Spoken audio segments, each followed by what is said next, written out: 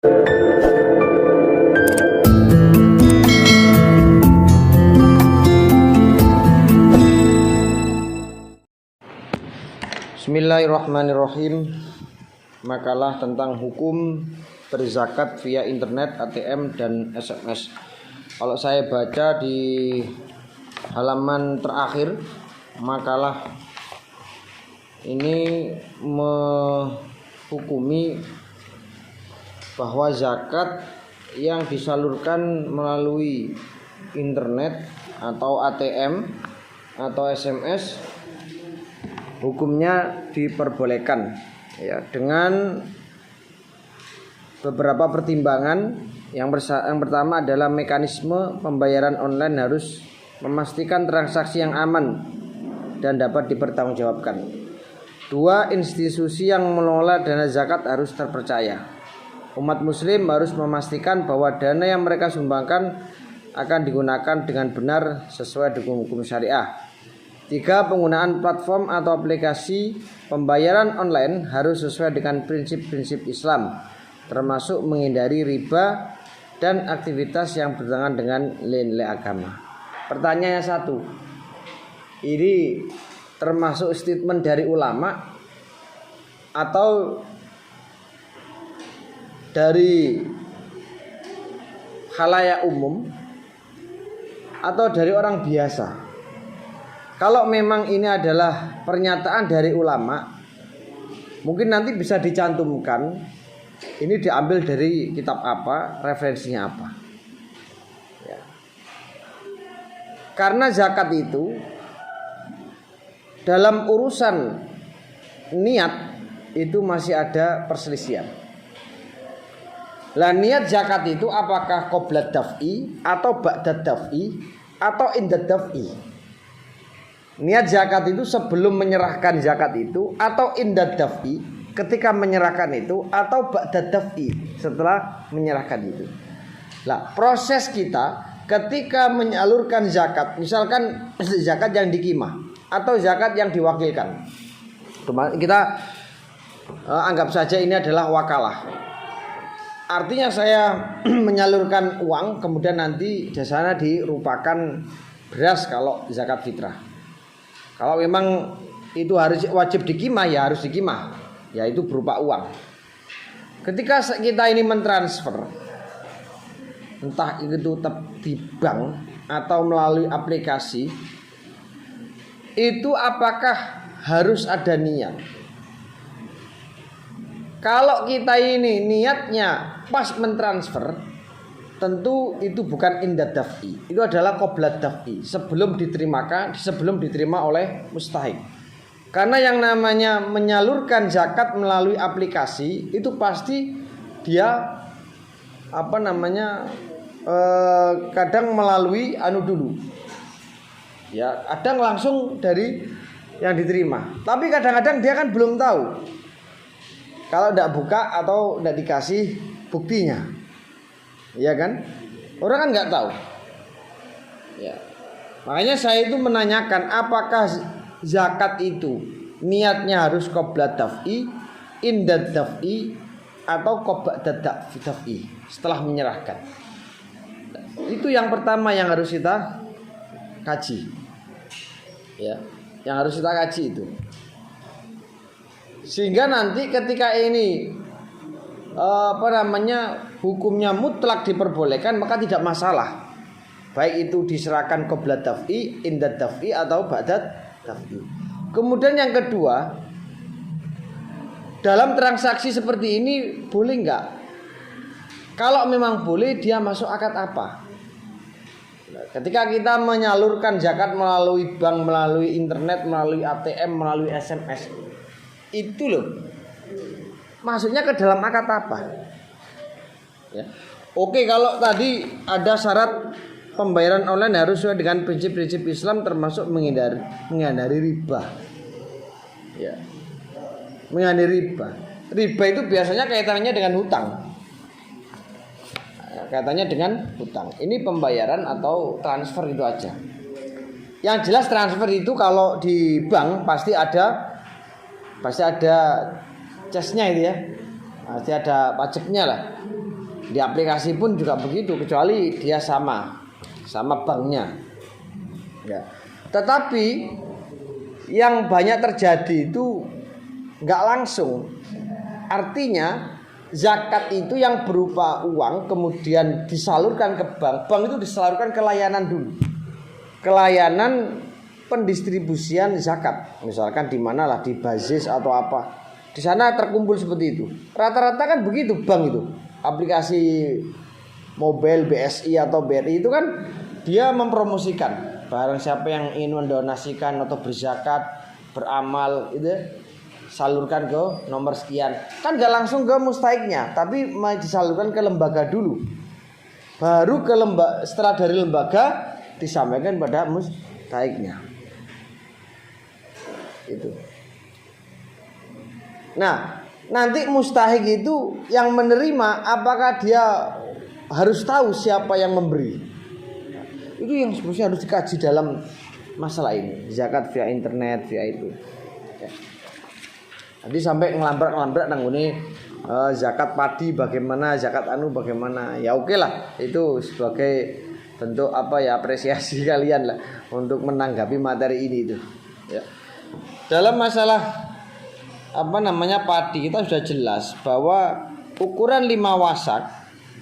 Ukuran 5 wasak itu kalau ditransfer atau dikonversi di kilogram itu kurang lebih 700, walaupun ada 600 berapa lah, tapi ada yang membulatkan 700 kilo atau 7 kintal. Baru nanti ada nisab. Ya. Diganapkan. Ada yang memperinci bukan nggak sampai 700, yaitu sampai 652,8 kilo. Jadi 6 kintal setengah. Itu sudah ada apa? Sudah ada zakatnya. Ya. Nah, 5 wasak ini harus berupa biji yang sudah bersih. Kalau nanti gabah itu jelas lebih banyak karena dia bawa kulit. Ya. Itu nanti bisa dilihat sendiri ada berapa 1000 berapa itu kalau babah gitu. Ya. Lah, yang penting kita ini mencari hukumnya bagaimana. Zakat yang berupa padi yang biasanya dikeluarkan setiap hasil panen. Ya kan? Setiap hasil panen. Buktinya disampaikan wa makna madzukira anna mu'natal hasad wa diyasah wa mislu ma mu'natu judadit tamri. Ya.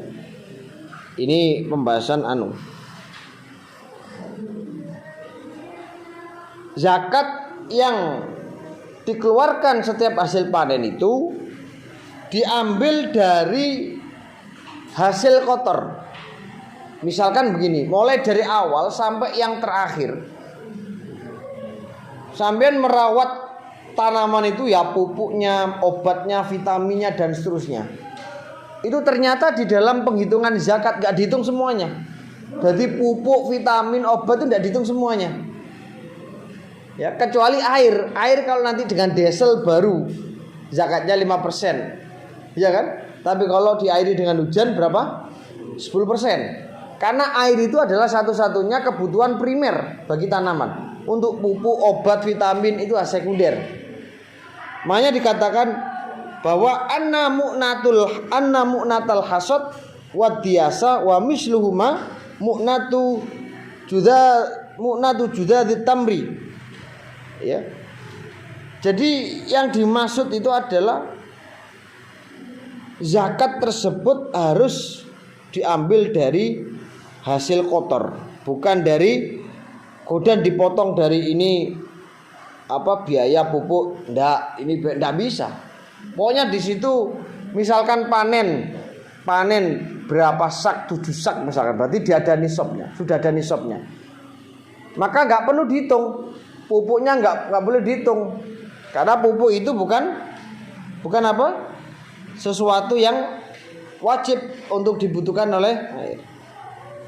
Ya itu harus dipahami. Hanya di sini dikatakan bahwa at-tasmid wa tahris la yughayyiru hukmal wajib fayajibu nisful usr in suqiyat bimunatin wa illa fal wajib al usru. Yang namanya pupuk, pengobatan, pengolahan lahan dan seterusnya itu la yughayyiru hukmal wajib, tidak mengubah hukum wajibnya zakat. Maka fayajibu nisful usr, wajib untuk membayar, untuk berzakat 5% in suqiyat bimunatin, kalau dia diairi dengan desel. Wa illa, maka wajib fal wajib al usru, yaitu 10%. Nah, jadi setiap panen itu nanti wajib untuk zakat. Kemudian tentang masalah zakat profesi tadi, zakat profesi memang dari ulama itu terjadi berkhilafan. Sebenarnya Syafi'i itu memerinci, bukan langsung memutuskan ya. Zakat profesi kan tidak ada.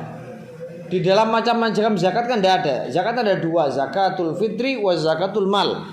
Zakat mal ada 5 macam. Ada zakatul ma'ashi, ada zakatul tamri, simar, ada zakatul asman, ada urudut tijarah, ya, ada nukut. Profesi tidak ada. Tetapi kalau kita melihat logika, kalau kita menganalisa, justru profesi itu melebihi hasilnya para petani dan lainnya. Jadi profesi itu kadang-kadang melebihi hasil dari zakatul mal itu yang disebutkan 5. Ya sekarang dokter aja, dokter spesialis. Ya, dokter spesialis sama dokter biasa itu beda, Mbak. Ini saya itu terkenang sekali dengan seseorang itu yang bilang, saya itu nggak ingin anak saya itu bintang kelas. Nah, terus yang diinginkan apa, Pak? Ya, anak saya itu menguasai salah satu dari bidang.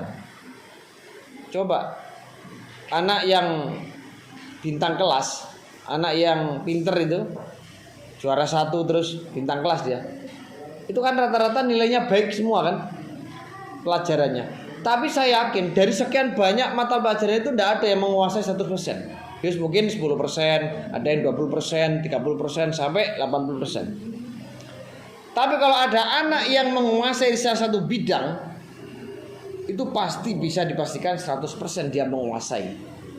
Sehingga ketika dokter spesialis dan dengan dokter biasa, itu tarifnya mahal mana? Tentu dokter spesialis. Dokter umum itu biasa, kayak sakit apa batuk ditambani, kayak sakitnya apa ngeluh tambani, sakitnya apa mencret tambani. Tapi penguasaan dalam penyakit itu hanya berapa persen.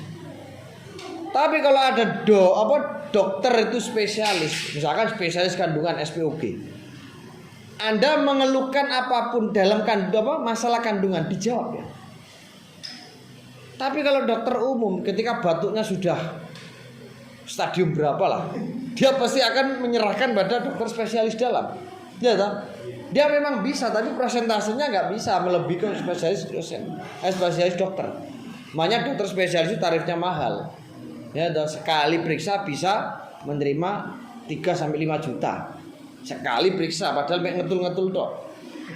Coro bate ya ora pati larang, tapi kan ininya mahal. Ya. Kalau kita bandingkan dengan yang lain, profesi-profesi yang lain seperti petani dan yang sebagainya, penjual, itu kan ya jauh toh. Lah kemudian kalau kita meniadakan zakat profesi itu kan seakan-akan tidak imbang. Hukum itu kan nggak fair. Padahal yang seharusnya banyak dan diperintahkan itu kan ya orang yang banyak hartanya yang lebih. Paham gitu? Nah, akhirnya oleh para ulama itu disimpulkan bahwa zakat profesi itu ketika nanti tidak ada niat, artinya tidak ada niat untuk jual beli, maka silakan. Tapi hampir semuanya itu menggunakan niat jual beli. Dokter saja itu niat jual beli. Profesinya itu kan dijual. Ya kan? Tukang cukur itu juga begitu. ya pasti akan dijual.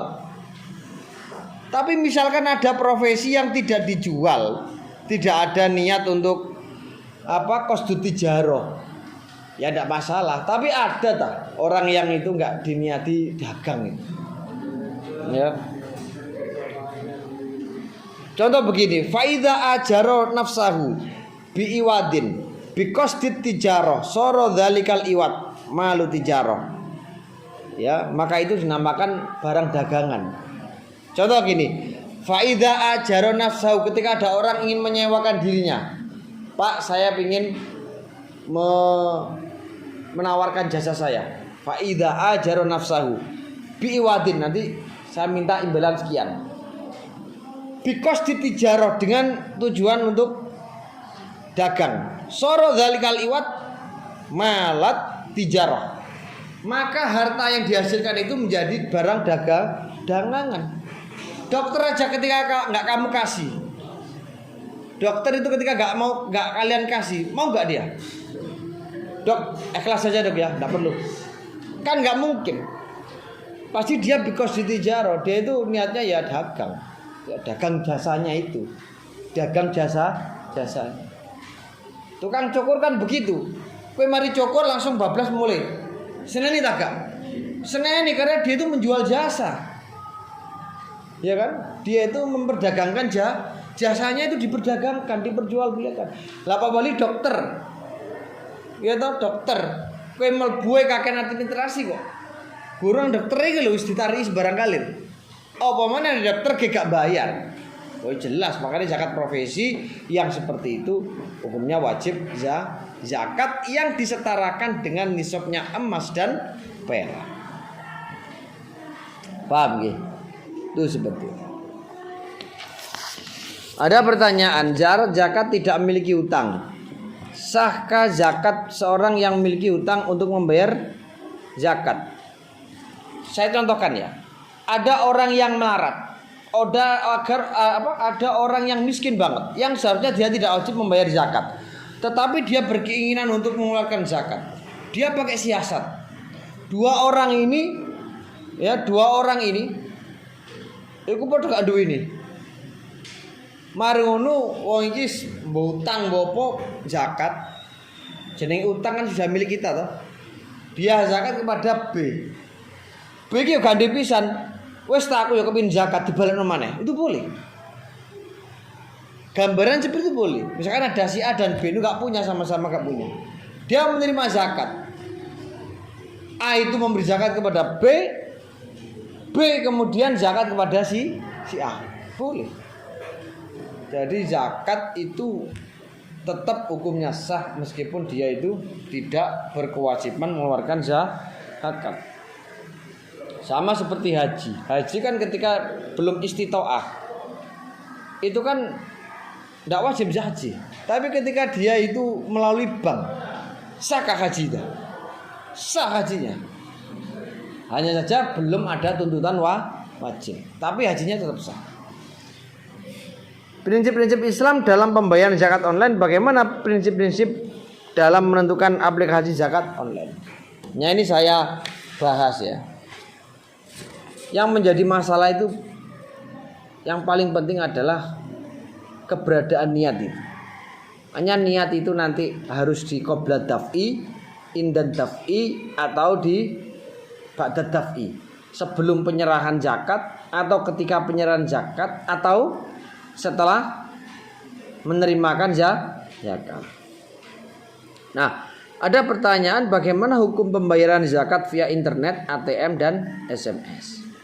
Maka jawabannya adalah pembayaran zakat via internet, ATM, atau SMS hukumnya adalah sah bila disertai dengan niat saat atau setelah proses pengiriman zakat pada pihak atau lembaga yang dimaksud. Jadi zakat itu tidak perlu muktaronan bi awalil fi'li, tidak harus disertakan dengan awal pelaksanaan zakat, sebelum atau sesudahnya hukumnya sah. Paham nggih? Sah. Nah, menurut sebagian ulama, niat zakat boleh dilakukan saat transaksi dengan pihak bank atau operator ya, meskipun belum terjadi proses pengiriman zakat pada pihak lembaga dimaksud. Jadi ada dua pendapat. Yang satu mengatakan zakat itu boleh niatnya pada saat mengeluarkan zakat atau setelah menerimakan zakat. Kalau dalam bahasa dalam pembahasan ini berarti saat atau setelah pengiriman transfer. Paham ya? Saat pengiriman zakat atau transfer tadi. Saya ulangi, ulama yang pertama itu boleh. Yang penting ada niat saat transfer atau setelah transfer. Yang kedua, ulama itu memperbolehkan niat sebelum transfer. Berarti sebelum memberikan zakatnya itu ada yang memperbolehkan. Dalam kitab Al-Fiqhul Islam dikatakan bahwa ittafaqo al ulama ala annahu yajuzu at-tawqil fi ada'i zakat. Ulama itu sepakat boleh mewakilkan dalam memberikan zakat. Mewakilkan seseorang dalam mentasarufkan zakat. Bisartin niat minal muwakil awil muaddi, dengan syarat adanya niat dari muwakil atau orang yang membayarkan zakat. Falau nawa al muzaki indal ada, kalau ada orang yang berzakat niat pada saat dia menunaikan zakat, awid daf'ilil wakil, atau menyerahkan kepada wakil, indal Hanafiyah wasyafi'iyah, menurut Hanafiyah dan Syafi'iyah. Au qoblal ada bizamanin yasirin indal Hanabilah, kalau menurut Hanabilah Ahmad bin Hambal sebelum memberikan zakat, tapi bizamanin yasirin, dengan zaman yang sedilut. Jadi niat isun zakat langsung kene. Orang kak niat isun zakat dinteni sampai sak jam. Nggak bisa. Itu berarti bizamanin tawilin itu. Au indal azli ladal malikiyah wal hanafiyah wa syafi'iyah, atau ketika dia memisahkan, ya, memisahkan zakat tadi dengan uang dengan zakat itu, dia dipisahkan. Summa ada al wakil ilal fakir bila niatin jaza.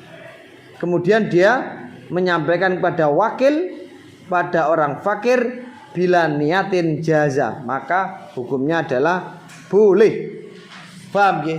Jadi kedua sampean akeh, kedua sampean wakeh maru disisin lagi kanggo zakat. Lah, setelah memisahkan ini dari zakat ini, Anda kemudian niat au indal azli, ketika menyisihkan atau memisahkan harta dari zakat. Itu niat insun zakat. Menurut Malikiyah, Hanafiyah, Syafi'iyah, dia niat. Kemudian dia menyerahkan kepada wakil atau pihak transfer tadi. Kemudian wakil itu diserahkan kepada fakir. Maka bila niatin jaza, tanpa ada niat, ketika menyerahkan kepada pihak transfer, itu hukumnya boleh. Yang penting ketika nanti dia sudah memisahkan zakat itu, niatnya zakat. Kemudian dia menyampaikan kepada pihak transfer, kemudian disaksikan kepada fakir bila niatin, tanpa ada niat. Jadi nang bank gak niat, Mas. Niate wis ketika memisah uang yang akan dizakati. Indal azli. Ya. Li'anna tafriqata zakat min huquqi mal fajaza ayyuqila fi adaihi kaduyunil adamiyin. Karena memisahkan zakat dari hak-haknya harta, maka boleh bagi orang itu untuk mewakilkan di dalam pembayaran zakat, seperti orang membayar hutang. Paham nggih? Momot duwe 10 juta. Kemudian di sisanya 1 juta, niat ingsun bayar utang. Wis gak usah niat, masuk niat ingsun bayar utang. Pokoke nang ati gawe bayar utang. Udah selesai, dia itu kasihkan kepada orang ki bayarno arek kok. Enggak perlu ada niat. Karena tadi setelah memisahkan sudah diniati bayar hutang atau diniati bayar zakat. Paham nggih? Nah, sekarang pengembangan kasus. Banyak loh anak kecil-kecil SDMI. Banyak anak kecil-kecil SD itu, ya. Sing mbokne ora paham, sing anake muni, "Pak, jolali Pak, mending nggo beras." "Oh iya Le, beras piro 3 kilo?" Wis 3 kilo. Dikekno karo anake. Ya dikekno anake. Wis anake dilungno nang ngene sekolah. Ayo kira-kira adik niat apa ora? Bocah-bocah iki lho, niat apa ora? Oh jelas gak mungkin niat itu. Gitu. Tapi mereka itu orang yang tuanya itu memberikan itu dalam hati kerenteknya mesti kanggo zakat. Lalu itu ketika dalam forum Basul Masail ku bau rupane. Aku mikir, lah rek ngono ku ora mungkin toh. Terus muni niat ingsun zakat fitrah kan gak mungkin. Terus wong tua sing awam-awam kan juga mungkin. Pokoke dijaluki putrane, "Pak, meneh tuku beras, Pak. Gawe zakat goreng sekolahan." "Yo, Le." Kan wis paling Le, zakate meneh kene. Itu ada ulama. Itu kalau ndak salah pertama saya lihat itu Syafi'iyah. Kerenteke wong tua tuku beras dikekno anake iku anggapane niat zakat. Itu sampai ada ulama yang bilang begitu. Kalau kita terlalu detail, terus nasibnya mereka seperti apa? Contoh saja ketika ulama yang punya pendapat yang ekstrim, niat sholat itu harus Allahu Akbar, mulai A sampai bar itu harus dipenuhi dengan niat Allah. Jadi mulai A sampai bar itu ada niat istishab, niat ingsun sholat fardu duhur makmul harus selesai bar. Coba kalau ulama menerapkan itu dan tidak ada yang berkomentar, sulit loh kita. Kemudian udah potongan nih sampean. Allah gak iso wong pikiran niku macem-macem. Enek sing nang sawah, enek sing nang ngone online, enek sing nang Shopee, macem-macem. Akhirnya Imam Ghazali itu memberikan satu solusi. Wis pokoke wong awam iku iso mbareno niat Allahu Akbar wis monggo. Bah kuwi totok akbar iku karo niat utawa Allah tok niat wis gak apa-apa. Sing penting nang ngone takbiratul ihram dia nih niat selesai. Loh kita itu harus memikirkan dan mempertimbangkan nasib-nasibnya masyarakat awam. Kalau kita membahas dalam forum diskusi, kemudian kita mementingkan komunitas kita, terus apa gunanya kita forum diskusi menyelesaikan problem-problem waqi'iyah? Wong tujuannya adalah memberikan apa? Ya memberikan solusi itu. Ngoten lho. Paham nggih? Dah.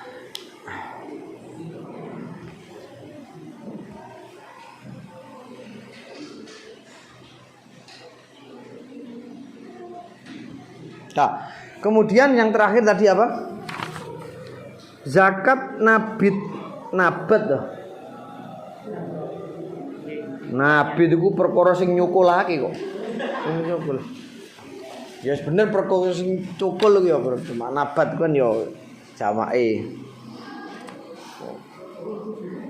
Tahun full diairi dengan hujan 10%. Tahun full dari diesel 5%. Ya bener kan? Ya. Apa yang ditanyakan? Ya kalau nanti dia mengairi itu dengan hujan ya 10% gitu aja loh.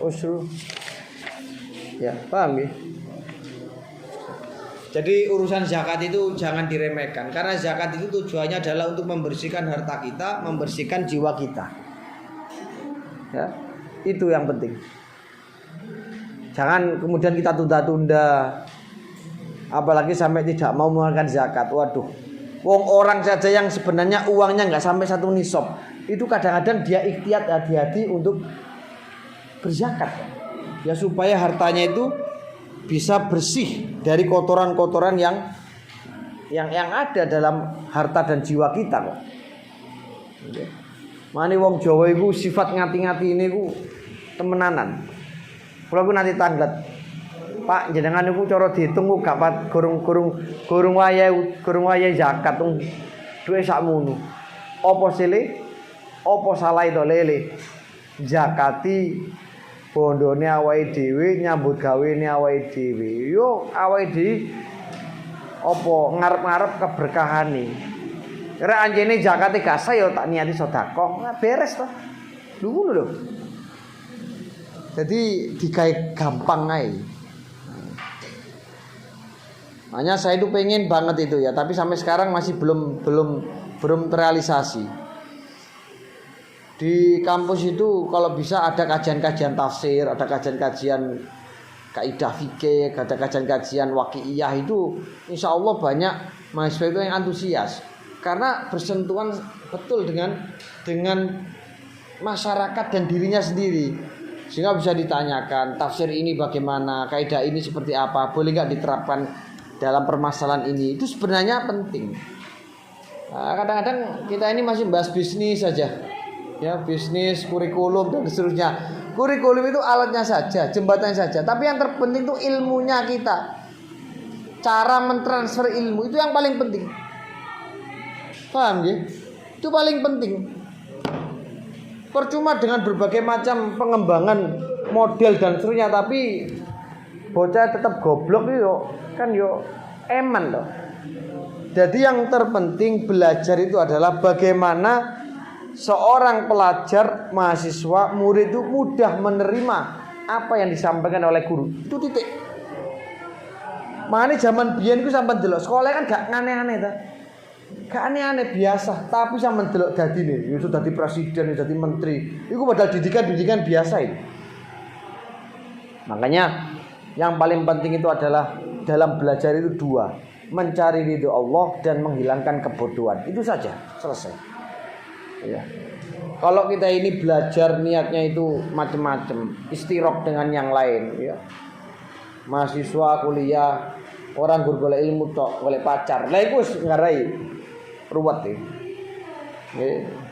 Disambi karo maksiat iku sing ngarai ruwet. Main niatkan itu dengan ikhlas, ya. Urusan jadi apa? Itu urusannya Allah.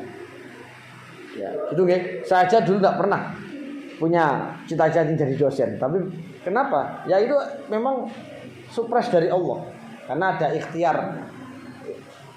Pengen ngelamar guru SMI yuk gak keterima, SMP gak keterima, sana gak keterima, Ali gak keterima. Karo pangeran, duduk kuwi jatahmu ku dosen. Ngono. Jadi husnudzan nang ngene Gusti Allah. Saya dulu itu begitu, di PHP terus. Saya itu guru MI. Gak tahu guru MI. Terakhir saya itu melamar di Nanyar karena saya alumni di situ. Saya tuh kepedean. Wah, pasti diterima lah saya alumni. Ternyata tidak. Karena justru malah kembali ke sini, ya. Yang awalnya jadi karyawan kemudian jadi dosen. Tahun 2019 itu resmi jadi dosen dan mendapatkan NDN, nomor induk dosen nasional. Loh, kan benar-benar supres. Enggak ada cita-cita, enggak ada angen-angen sampai di situ. Itu makanya Anda itu husnudzon dengan Allah. Pokoknya belajar urusan kok dadi apa pangeran. Daripada kamu mulai sekarang sudah mencita-citakan ingin jadi PNS, mencita-citakan jadi bupati, mencita-citakan jadi presiden, menteri, dadak semuanya enggak kesampaian. Kuwi mesti rata-rata ngelok apa jenenge? Nyalano pangeran sih. Ngene ku jarane ikhtiar kok gak dianu-anu gitu. Itu malah salah kaprah itu. Ya. Allah itu lebih tahu. Ya. Apa yang kita butuhkan itu lebih tahu. Ya. Itu aja ya. Ada yang ditanyakan? Kira-kira sudah ya? Nah itu. Al-Fatihah.